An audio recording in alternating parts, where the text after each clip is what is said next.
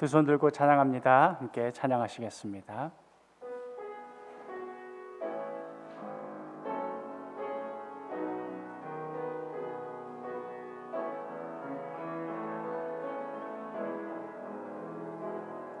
두 손 들고 찬양합니다.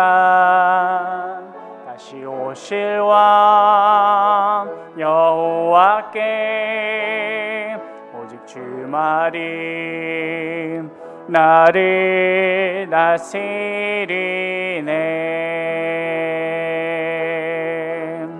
나 주님만을 섬기리. 헛된 마음 버리고 성령이여 내 영혼 충만하게 하소서. 주님 앞에 내 생명 드리리라. 나 주님만을 섬기리. 헛된 마음 버리고 성령이여 내 영혼 충만하게 하소서. 주님 앞에 내 생명 드리리라.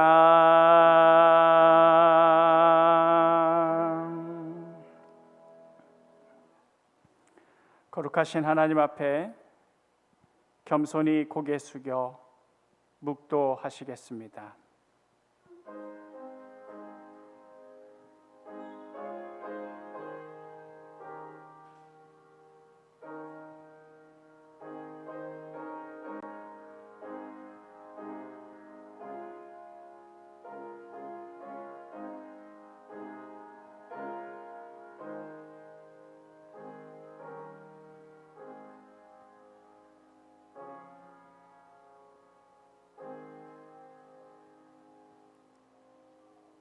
사도신경으로 우리의 신앙을 엄숙히 고백합니다.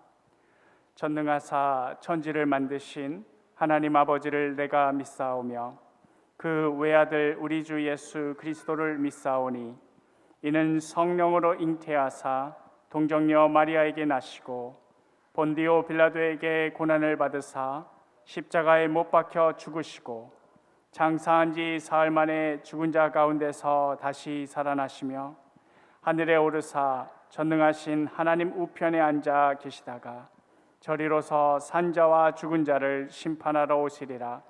성령을 믿사오며 거룩한 공회와 성도가 서로 교통하는 것과 죄를 사하여 주시는 것과 몸이 다시 사는 것과 영원히 사는 것을 믿사옵나이다. 아멘.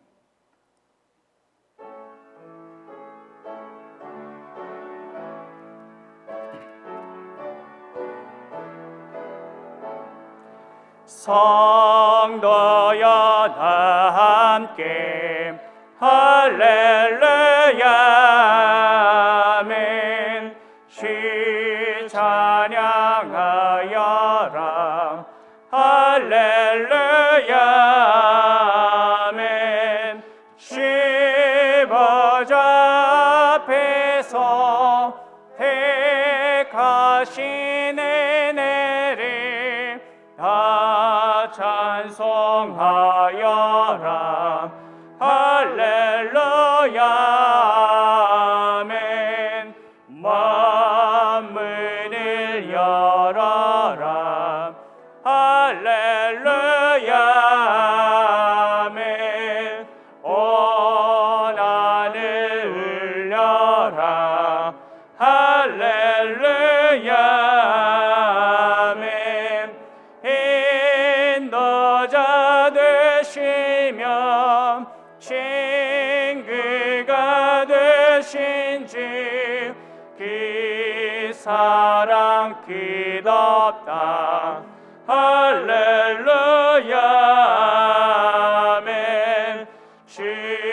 찬양하여라.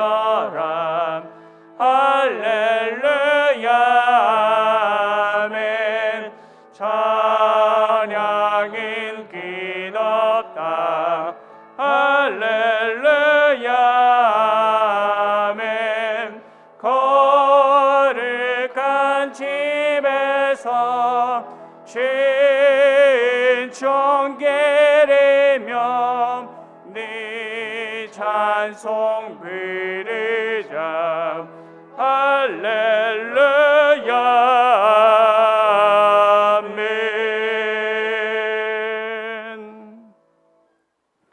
교동문 44번입니다. 온 땅이여 여호와께 즐거운 찬송을 부를지어다. 기쁨으로 여호와를 섬기며 노래하면서 그의 앞에 나아갈지어다. 여호와가 우리 하나님이신 줄 너희는 알지어다. 그는 우리를 지으시며 우리는 그의 것이니 그의 백성이요 그의 기르심이니라. 감사함으로 그의 문에 들어가며 찬송함으로 그의 궁정에 들어가서 그의 이름을 송축할지어다. 여호와는 선하시니 그의 인자심이 영원하고. 아멘. 자리에 앉으신 후에 이 시간 두렵고 떨리는 마음으로 거룩하신 하나님 앞에 잠잠히 고개 숙여 지나간 한 주의 삶을 되돌아보며 참회의 기도를 올려드리시겠습니다.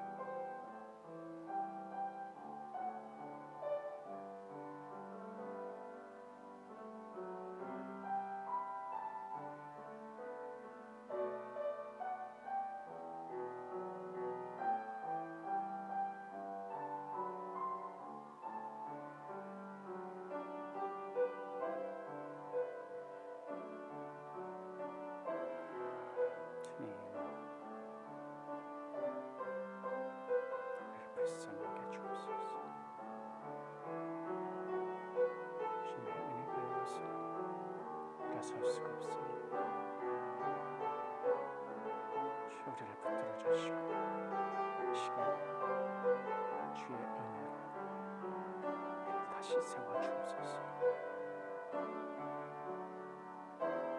낙심한 자 다시 세워 주시고 소망을 잃은 자 다시 세워 주시고 하늘 바라보며 다시 일어설 수 있도록 주여 붙들어 주옵소서. 주님을 의지합니다. 주님을 바라봅니다.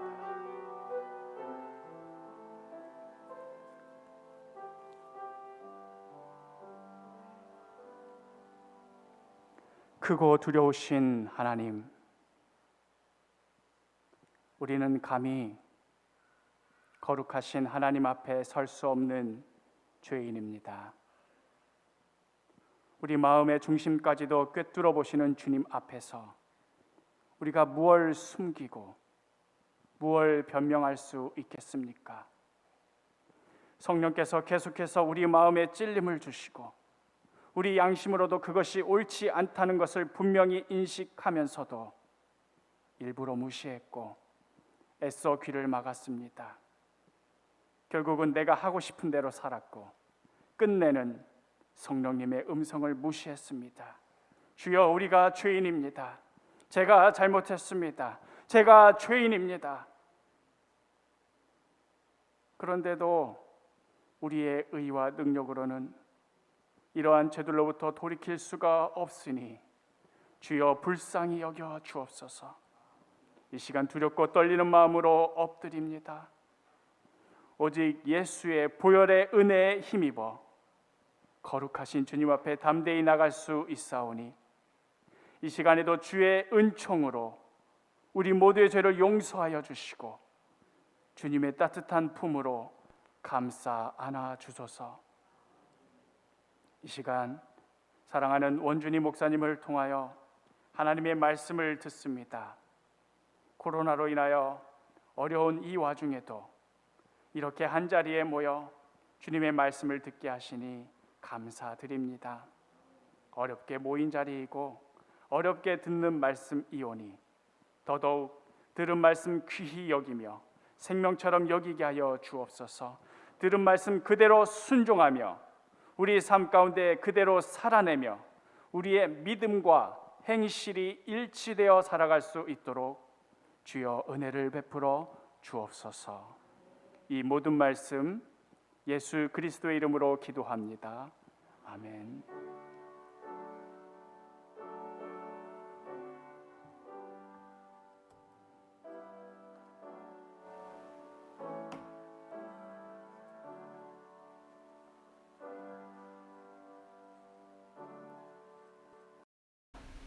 하나님의 말씀 창세기 12장 1절에서 5절 말씀입니다.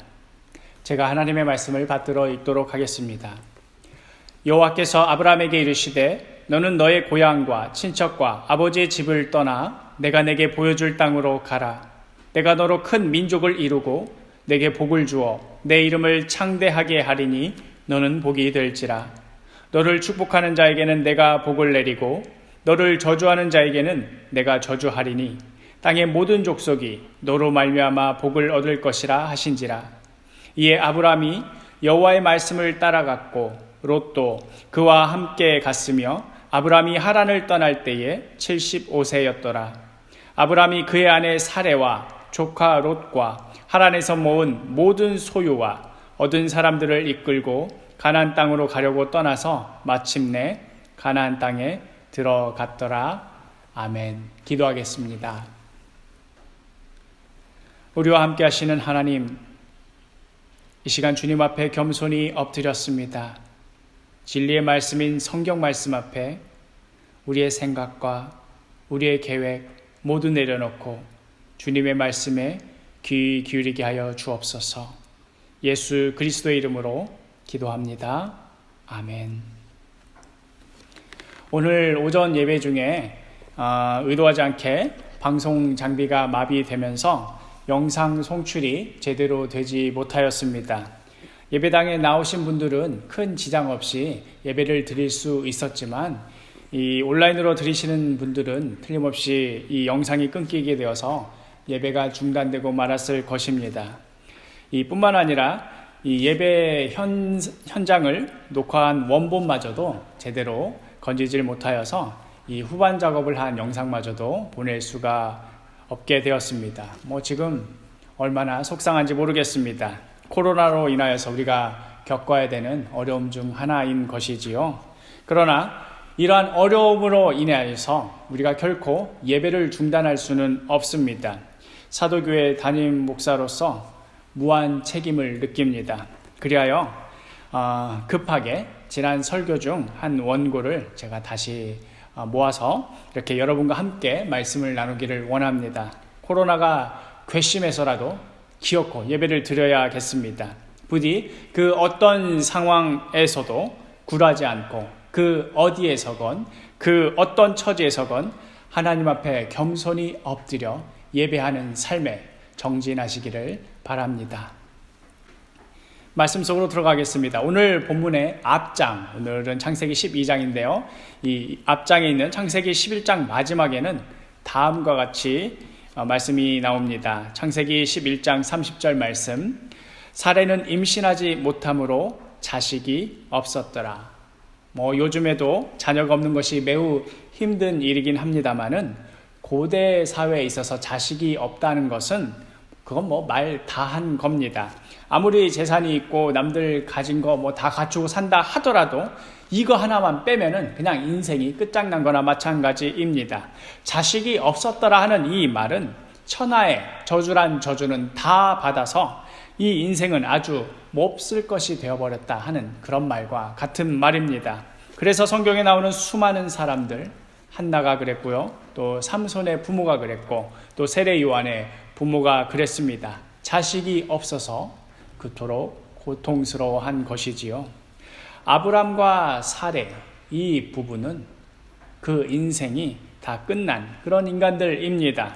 세상에서도 다 포기했습니다. 자식만 없을 뿐 서로 화목하게 사랑하면서 곱게 해로할 것만 같은 마음씨 좋은 할아버지, 할머니 그런 이미지 아닙니다. 그냥 눈만 뜨면 우두커니 앉아서 이제 내 인생 뭐 거들떠 볼 것 있나, 뭐 좋은 일이 앞으로 있겠나 하고 한숨만 푹푹 쉬어대는, 이제 남은 것이라고는 그저 시간이 가서 죽는 것, 이것만 남은 그런 비참한 인생입니다.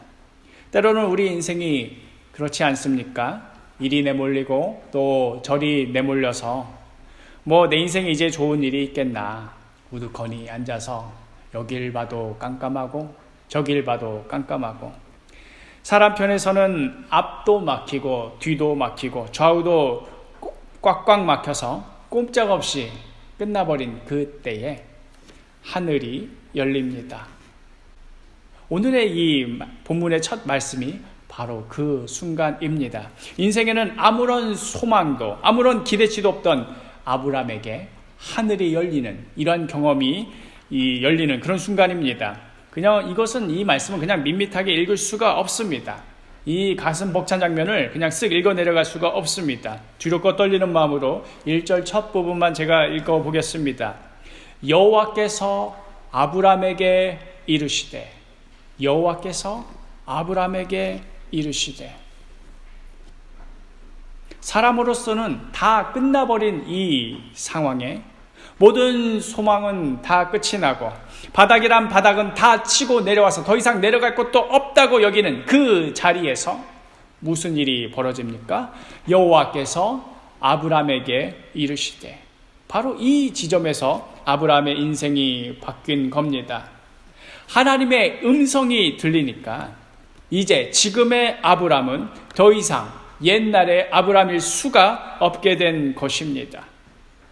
그 사방이 막혀서 어디로 갈지 모르는 이 인생 가운데 하늘이 열리면서 하나님의 음성이 들리는 순간 그 모든 것이 바뀌는 것입니다. 이 시간 여러분의 심령 가운데도 여호와께서 이르시되, 여호와께서 이르시다는 이 강력한 말씀이 여러분의 심령 가운데 울려 퍼지기를 간절히 소원합니다. 그럼 하나님께서 뭐라고 말씀하셨는가? 1절 계속해서 읽어보겠습니다. 여호와께서 아브람에게 이르시되 너는 너의 고향과 친척과 아버지의 집을 떠나 내가 내게 보여줄 땅으로 가라. 첫 번째는 뭐라고 말씀하십니까? 너의 고향과 친척과 아버지의 집을 떠나라. 이게 설교 시간에 쓰기는 좀 외람된 표현이긴 합니다만은 이거 정말 사람 돌아버리게 만드는 말씀입니다. 지금 하나님께서 뭐라고 말씀하시는 겁니까? 가뜩이나 가진 것 아무것도 없고 그나마 있는 것이라고는 불확실한 뿐인데 거기다 대고 그 남은 것마저도 떠나라고 하시는 겁니다. 지금 아브라함과 사레가 이 바닥에 가만히 앉아만 있어도 앞날이 까마득한데 그나마 눈에 보이고 손에 잡히는 것이라고는 남들도 다 있는 고향, 남들도 다 있는 친척, 남들도 다 있는 그 아버지 집인데 이마저도 떠나라고 하시는 겁니다. 그러면서 이어지는 말씀이 내가 내게 보여줄 땅으로 가라. 이쯤 되면 사람 돌아버리는 것이지요. 어디를 가라는 겁니까? 모릅니다. 보여줄, 앞으로 미래에 보여줄 땅으로 가라는 겁니다. 무슨 목적지가 분명한 것도 아니고 동네 이름이 정해진 것도 아니고 앞으로 너한테 보여줄 땅으로 가라니요. 그냥 나가서 죽으라는 말과 뭐가 다릅니까? 그런데 그 이후에 이어지는 말씀이 감동입니다. 2절 말씀, 내가 너로 큰 민족을 이루고 내게 복을 주어 내 이름을 창대하게 하리니 너는 복이 될지라. 하나님께서는 결정적으로 아브라함의 꿈을 건드리십니다.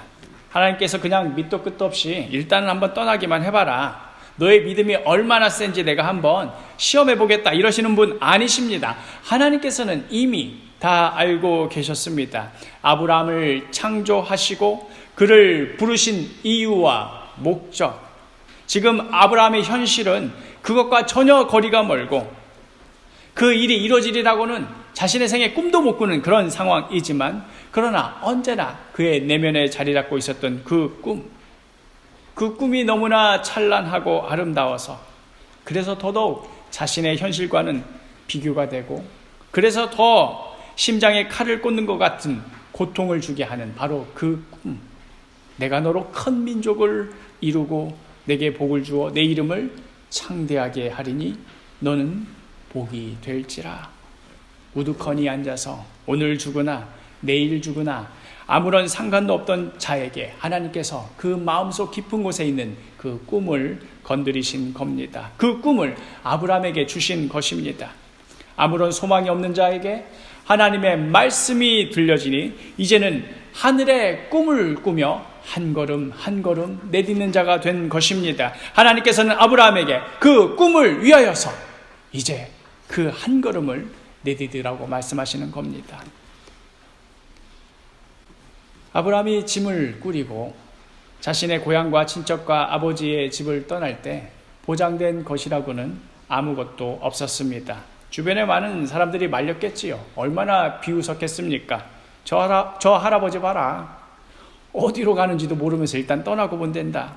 자식 낳을 능력도 없으면서 무슨 큰 민족을 이루겠단다. 이게 뭐 너무 힘들다 보니 머리가 어떻게 돼도 한참 된 거 아닌가.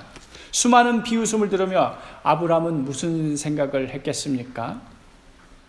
아브라함도 사람인 이상 자신의 행동에 대해서 이 다른 사람들에게 뭔가 좀 설명을 해주고 싶었을 것 아닙니까? 자신이 하나님께 받을 약속이 성취될 가능성이 어느 정도 되고 또 만약에 실패할 경우에 대비책이 어떻게 마련되어 있으며 앞으로 자신의 삶을 어떤 방식으로 책임질 수 있을지 등등 무언가 답변할 거리들을 찾지 않았겠습니까? 그러나 아브라함 역시 답답하기 마찬가지였습니다. 아무리 생각해봐도 자기를 비난하고 비우는 그들의 말이 하나도 틀린 것이 없는 겁니다. 어디로 갈지도 모르는데 일단 떠나고 보라니요. 자식을 낳을 수도 없는데 민족을 이루라니요. 어쩌면 아브라함은 그곳을 떠나기 전에 좀 더 기도를 했었어야 되는 것 아닐까요? 주여 나에게 길을 열어 주옵소서. 나에게 분명한 방법을 보여 주옵소서. 주님께서 내게 확실하게 보여주실 때까지 이 종은 겸손히 이 자리에서 엎드려 기도만 하겠나이다 하고 그 자리에서 더 머물러 있어야 되는 것 아니었을까요? 그러나 성경은 뭐라고 말하고 있습니까? 히브리서 11장 8절 믿음으로 아브라함은 부르심을 받았을 때에 순종하여 장래의 유업으로 받을 땅에 나아갈새 갈 바를 알지 못하고 나아갔으며 아브라함이 부르심을 받고 나자 지금까지 확실했고 분명했던 모든 것들이 다 무너졌습니다. 그 어떤 것도 확실하다고 말할 수가 없게 되었습니다. 그 어떤 것도 분명하다고 말할 수가 없게 되었습니다. 믿음이란 바로 자신이 서 있는 그 자리에서 설사 어디로 가야 할지 알 수 없는 상황 가운데에서 눈에 보이는 것이라고는 아무것도 없고 손에 잡히는 것이라고는 아무것도 없는 막막하기 그지없는 바로 자기 자신 있는 그 자리에서 한 걸음 내딛는 것입니다. 뭘 알아서 내딛는 것이 아니고 알지 못하지만 바로 자신이 서 있는 바로 그 자리에서 한 걸음 내딛는 것, 그것이 믿음입니다. 하나님께서 일하시는 방식은 하나님께서 우리에게 앞으로 어떠한 일이 벌어질 것이며 계획을 어떻게 세워야 하고 또 어떤 길로 가야 될지 분명한 무언가를 보여주고 나서야 그리고 그 길이 확실한 길이라고 어떤 확증을 받은 후에야 그리고 나서 우리를 움직이게 하는 그런 방식으로 이끌지 않으십니다. 이미 다 정해져 있고 이미 다 확인 가능하고 이미 다 모든 선택들이 보여진 상황 가운데서 내가 어느 길로 가야겠다 내딛는 것, 이것은 이미 객관적으로 증명된 사실에 대한 응답일 뿐이지 결코 이것은 믿음이 아닙니다. 비록 아무것도 눈에 보이지 않을지라도 비록 어디로 가야 할지 모를지라도 단지 하나님의 부르심이기에 나를 지으시고 나를 부르시고 나를 인도하시는 하나님이심을 인정하고 있기에 한 걸음 내딛는 것, 이것이 바로 하나님을 신뢰한다는 것의 의미입니다. 비록 나의 상황과 처지는 눈을 씻고 쳐다봐도 아무런 답도 나오지 않고 아무런 조짐도 보이지 않지만 눈에 보이지 않는 영원하신 하나님의 말씀이 내 인생을 붙들어 주리라. 내 눈에 보이고 내 손에 잡히는 것, 이런 것들이 나를 살려주는 것이 아니고, 나를 창조하시고 나를 부르시고 또 나에게 꿈을 주시는 하나님, 그분 말씀에 순종하여서 내딛는 그 한 걸음, 바로 여기에서 우리의 믿음이 보여지는 것이고, 바로 여기에서 우리 삶의 능력이 있는 것입니다. 내 앞길 멀고 험해도 나 주님만 따라가리라, 이 찬송가의 고백, 바로 여기에 우리의 믿음이 있는 것입니다. 이제 말씀을 마무리하면서 이야기 하나를 들려드릴까 합니다. 어느 한 아이가 있었습니다. 갑자기 이 아이가 시름시름 앓더니 산 송장이 됐습니다. 이게 무슨 일인가 싶어서 검사는 다 해봤더니 정말 희귀한 어떤 병이었습니다. 그 병이 어떤 병이냐, 점점 몸의 기능을 잃더니 나중에는 그냥 숨만 쉬고, 더 나중에는 그 의식마저도 잃어버리는 아주 저주스러운 병입니다. 그러니까 사람의 모든 생체 활동은 다 하지만, 그런데 의식도 없고 움직일 수도 없는, 그저 육신 가운데 정신이 갇혀버리는 그런 병이었습니다. 이 아이가 4년 동안이나 자신의 몸에 갇힌 채, 심지어 의식까지 잃은 채 누워서 숨만 쉬고 기계에 의존하여서 그냥 몸뚱이만 침대에 누워 있었습니다. 그 4년 동안 이 부모와 또 모든 의료진들이 이 아이를 어떻게든 살려보려고 얼마나 노력했겠습니까? 그러나 아무런 반응이 없었던 것이지요. 그러다가 조용히 4년 만에 이 아이의 의식이 돌아왔습니다. 그런데 이게 정말 미치고 환장할 만한 게, 아이의 의식은 돌아왔는데 몸뚱이는 그 어떤 것도 움직일 수 없는 겁니다. 밖에서는 무슨 말 하고 뭘 하는지 다 들리는데, 그런데 자신이 이 몸뚱이 안에 갇혀 있다는 것을 바깥에 알릴 길이 없는 겁니다. 그도 그럴 것이 4년 동안 내내 의식이 없다가 어느 날 갑자기 조용히 의식이 돌아왔으니 누군들 이 아이가 지금 의식이 돌아왔다라고 눈치챌 수 있겠습니까? 자신의 몸 안에서 아무리 소리를 지르고 난리를 쳐도 바깥에서는 아무런 일이 벌어지지 않습니다. 이 질식할 것만 같은 이 절망감이 얼마나 클지 상상이 되십니까? 의식이 돌아온 채로 지내던 어느 날, 이 아이는 엄마가 자신의 침대 곁에서 눈물로 하소연하는 소리를 듣게 됩니다. 엄마는 네가 죽었으면 좋겠다. 이 얼마나 가슴 찢어지는 소리입니까? 세상에 어느 부모가 자기 자녀에게 이런 말을 하겠습니까? 그런데 얼마나 고통스러우면 어미가 이런 말을 다 하겠습니까? 그리고 그 말을 할 때 이 아이가 그걸 듣고 있을 거라고 꿈엔들 상상이나 했겠습니까? 그런데 이 아이는 다 듣고 있었던 것이지요. 그리고 그 소리를 들었을 때 정말 진심으로 자신도 죽고 싶었답니다. 자기 자신이 너무 불행해서가 아니라 이런 자기를 지켜보는 엄마가 너무나 불쌍해서 이런 엄마를 위해 죽어주고 싶었답니다. 그런데 그 죽는 일조차도 자기 스스로 할 수가 없습니다. 자기 몸을 움직일 수가 없으니.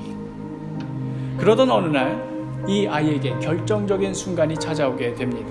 새로 바뀐 간병인이 왔는데, 이 간병인은 다른 간병인과 좀 다르게 마치 자기가 자기 목소리를 듣는 것처럼 그렇게 자신을 대해주더랍니다. 그 누구도 이 아이는 의식이 없고 그냥 몸만 살아서 숨쉬는 것뿐이라고 그렇게 여기고, 심지어 부모마저도 다 포기하고 옆에서 듣는 줄도 모르고 그런 소리 하고 있었는데, 이 간병인만큼은 달랐던 것입니다. 마치 이 아이가 자신의 소리를 듣는 것처럼 그렇게 대하더랍니다. 그때 이 아이가 직감했습니다. 지금 이 순간을 놓치면 안 된다. 내가 저 간병인을 놓치면 안 된다. 지금 포기하면 나는 영원히 이 몸에서 빠져나갈 수가 없다. 그리고는 어떻게든 자신의 몸을 움직이려고 애를 썼답니다. 그러던 어느 날 이 간병인이 간호하던 중에 이 아이의 몸이 미세하게 움직이는 것을 발견하게 됩니다. 그래서 득달같이 달려가가지고는 이 아이의 의식이 돌아왔다고, 이 아이가 안에서 듣고 있다고 그렇게 소리치는데 아무도 믿어주지 않는 겁니다. 의사도 간병인이 주제에 나서지 말라고 하고, 심지어 부모도 대수롭지 않게 여기는 겁니다. 지난 4년간 겪어왔던 시절이 있는데 당연하지 않겠습니까? 그런데 이 아이는 자신의 몸속에 갇혀서 이 모든 상황을 듣고 있습니다. 지금 정말로 자기는 이 안에 갇혀 있는데 왜 그렇게 몰라줄까? 왜 의사도 몰라줄까? 왜 부모도 몰라줄까? 제발 저 간병인의 이야기를 좀 들어주었으면. 그래서 이 아이는 자신의 모든 세포를 다 동원해서, 모든 집중력을 다 동원해서 어떻게든 뭐라도 하나 움직여보려고 사력을 다했습니다. 또 바깥에서는 간병인이 내가 지금 당신의 말 듣고 있는 거, 당신이 지금 내 말 듣고 있는 거 내가 다 알고 있다고, 끝까지 포기하지 말고 최선을 다해달라고 그렇게 말해 주었습니다.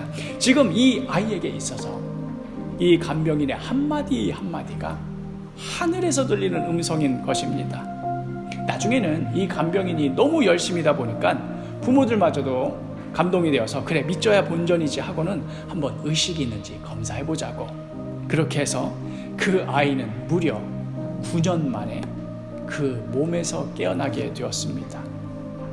조금씩 몸이 움직이기 시작했고요. 나중에는 휠체어를 타고 다닐 정도가 되었고, 대학에도 다니게 되었고, 나중에는 웹 디자이너로 일도 하게 되었습니다.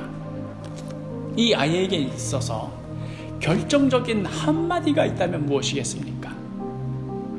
정말 아무도 자신이 이 몸 안에 갇혀있다는 것을 믿어주지 않고 모두가 포기해버리고 자신도 죽고 싶었지만 죽을 수도 없는 그 상황 가운데 이 아이에게 결정적인 한마디가 있다면 무엇이겠습니까? 나는 네가 듣고 있는 거 알고 있다. 당신 안에 있지요. 나는 당신이 안에 있다는 거 알고 있습니다. 포기하지 마십시오. 포기하지 마십시오.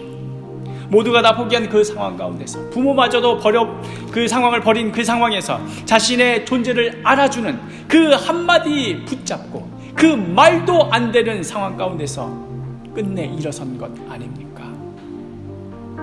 지금 상황이 어렵고 앞으로도 못 가고 뒤로도 못 가고 꼼짝달싹 못해 질식해 죽을 것만 같은 그런 상황 가운데 계신 분 혹시 계십니까? 도대체 어떻게 하면 좋을지. 코로나 사태가 앞으로는 더욱더 심각해진다는데 도대체 앞으로는 어떻게 헤쳐나가면 좋을지. 나야 뭐 그냥 고생하다 가면 그만이지만 아니 우리 애들은 어떻게 하면 좋을지. 이리 궁리해보고 저리 궁리해봐도 답이 나오지 않아서 뭐 하나 확실한 게 없어서 불확신 가운데 고통하고 계신 분 계십니까? 그러한 상황 가운데 있을지라도 우리가 꼭 붙들어야 할 단 한 가지가 있다면 무엇이겠습니까? 우리 눈에 보이고 손에 잡히는 것들 다 붙들어 보고 다 흔들어 보았지만 그것들이 결국은 내게 아무런 소용도 없고, 그래서 내 인생은 더욱더 불확실해졌고, 그래서 내 인생은 더욱더 고통스러워졌지만 그럼에도 불구하고 확실하게 붙들어야 될 단 한 가지가 있다면 그것은 무엇이겠습니까? 바로 보이지 않는 하나님의 말씀입니다. 사랑하는 성도 여러분, 이 시간 결단하시기를 바랍니다. 지금도 하나님께서는 우리에게 말씀하십니다. 나는 안다. 나는 네가 거기 있는 것 안다. 내가 너를 지었고 내가 너의 존재의 이유와 삶의 이유를 내가 지었고 내가 너를 이끌 것이다. 내가 너를 부를 것이다. 내가 너에게 이 꿈을 주리라. 이 말씀 붙들고 보이지 않는 저 땅을 향해 한 걸음 내딛는 것. 때로는 내 믿음이 흔들릴 때마다 이 말씀 다시 붙들고 묵상하며 다시 용기 내어서 주저앉았던 그 자리에서 다시 한 걸음 내딛는 것. 이것이 바로 우리 앞에 펼쳐진 믿음의 길입니다. 이것이 바로 우리 앞에 펼쳐진 하늘의 축복입니다. 기도하겠습니다. 나는 네가 듣고 있는 거 안다. 내가 너를 지었다. 내가 너를 불렀다. 주님, 이 시간에 우리 심령 가운데 분명히 말씀해 주시기를 원합니다. 여호와께서 아브라함에게 이르시되 하는 그 음성이 우리 영혼 가운데 확실하게 울려 퍼지기를 원합니다. 우리 눈으로 보이고 우리 손으로 잡히는 것, 그것들이야말로 나를 확실히 붙들어 줄 것으로 여기고 여기까지 왔건만 주님 이제 항복합니다. 더 이상 갈 수가 없습니다. 더 이상 소망이 없습니다. 비바람에 쫄딱 젖어서 파들파들 떨고 있는 작은 새 마냥 어찌할 바를 몰라 우두커니 앉아있는 우리에게 이제 주여 말씀하여 주옵소서. 눈에 보이지 않는 이 말씀 굳게 붙들고 매일매일 읽고 묵상하기로 결단합니다. 이 불확실한 세상 가운데 믿음으로 담대히 한 걸음 내딛기로 결단합니다. 주여 믿음이 연약한 우리를 굳게 붙들어 주옵소서. 이 모든 말씀 예수 그리스도의 이름으로 기도합니다. 아멘. 이제 각자 있는 그 자리에서 일어서시기를 바랍니다. 제가 하나님의 축복을 선포하겠습니다. 각자 있는 자리에서 다 일어서시기를 바랍니다.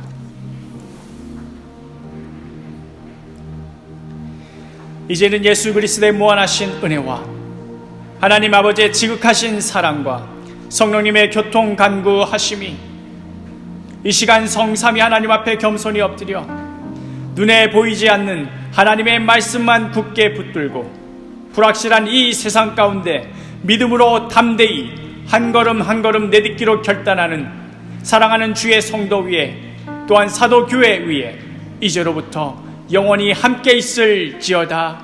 아멘.